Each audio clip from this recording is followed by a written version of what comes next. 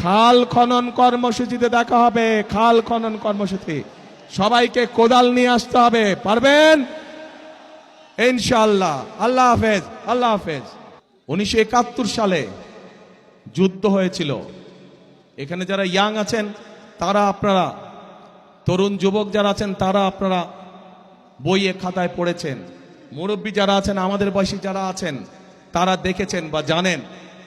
সেই যুদ্ধে দেশের স্বাধীনতা অর্জিত হয়েছিল। সেই যুদ্ধে বহু মানুষ শহীদ হয়েছিল। প্রিয় ভাই বোনেরা, পরবর্তীতে এই 2024 সালের 5ই আগস্ট সেই স্বাধীনতাকে রক্ষা করেছে এই দেশেরই ছাত্র জনতা সহ সমাজের সকল শ্রেণী পেশার মানুষ।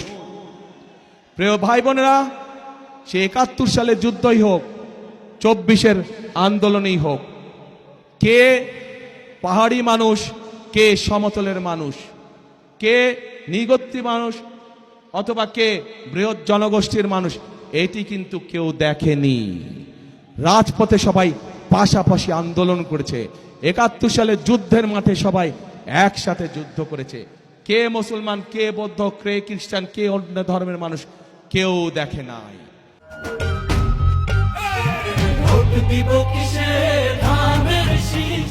কাজেই এইবারও 12 তারিখের নির্বাচনে আমাদের সকলকে একসাথে থাকতে হবে।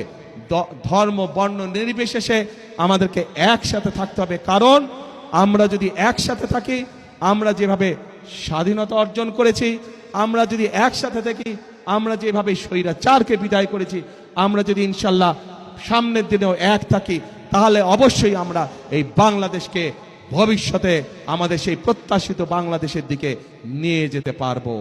কি বোঝা গেছে ভাই? সেই প্রত্যাশিত বাংলাদেশকে যদি গড়ে তুলতে হয় তাহলে স্লোগান হবে একটাই। কি সেই স্লোগান? করব কাজ, করব কাজ, গড়ব দেশ, সবার আগে বাংলাদেশ। আবার বলি, করব কাজ,